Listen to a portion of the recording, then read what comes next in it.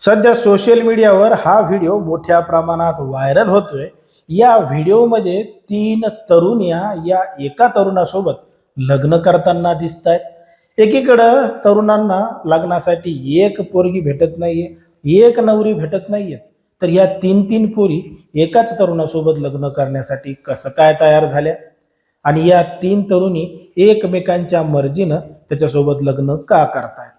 आता या 3 तरुण्या या सख्या बहिणी आहेत, त्या एकमेकींशिवाय राहू शकत नाहीत, म्हणून त्यांनी एकाच तरुणासोबत लग्न केलं असं त्या व्हिडिओमध्ये सांगितलं जातंय आणि तसा दावा करून हा व्हिडिओ सोशल मीडियावर मोठ्या प्रमाणात व्हायरल सुद्धा होतोय।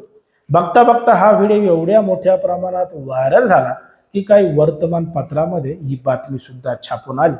पण मात्र खरंच त्या 3 पोरींनी एका तरुणासोबत लग्न केलेलं आहे का? खरंच त्या 3 सख्या बहिणी आहेत का? या संपूर्ण प्रकरणाचा तपास आता समोर आलेला आहे आणि सत्य काय ते उघड झालेलं आहे। नेमकं काय आहे संपूर्ण प्रकरण, कुठं घडलेली आहे ही घटना, हे आपल्याला अगदी सविस्तरपणे बघायचं आहे। पण जर तुम्ही अजूनही आपलं चॅनल सबस्क्राईब केलं नसेल तर लगेचच करून घ्या आणि बाजूला असणाऱ्या बेल नोटिफिकेशनला सुद्धा ऑन करायला विसरू नका। आता ही जी संपूर्ण घडलेली घटना आहे ती आहे उत्तर प्रदेशातील अमरोहा जिल्ह्यातील घटना घडलेली आहे आणि याच ठिकाणावरून हा व्हिडिओ सोशल मीडियावर मोठ्या प्रमाणात व्हायरल झालेला आहे।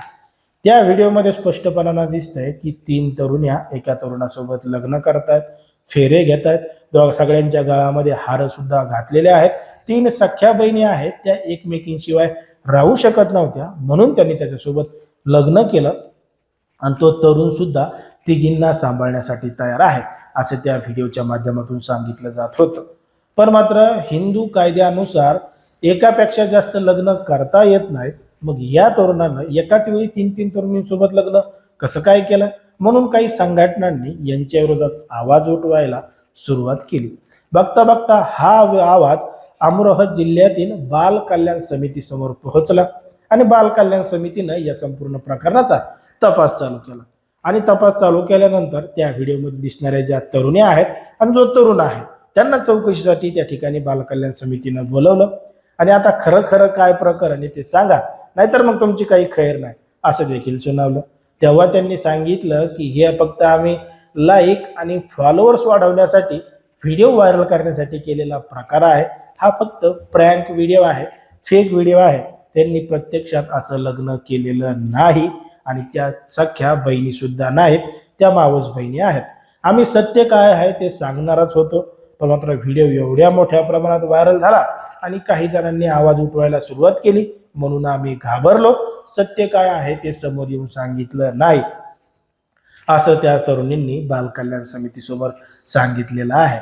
पण मात्र लोक प्रसिद्ध होण्यासाठी, व्हायरल होण्यासाठी काय काय करत आहेत, कशा पद्धतीनं करत आहेत हे तुम्हाला या संपूर्ण प्रकरणावरून समजलं असेल। आता ज्या पद्धतीने हा सगळा प्रकार घडलाय त्याच्यावर तुम्हाला काय वाटतं ते तुम्ही अगदी स्पष्टपणे कमेंटमध्ये सांगा आणि अशाच पद्धतीचे नवनवीन व्हिडिओ पाहण्यासाठी आपल्या चॅनलला लगेच सबस्क्राईब करायला सुद्धा विसरू नका।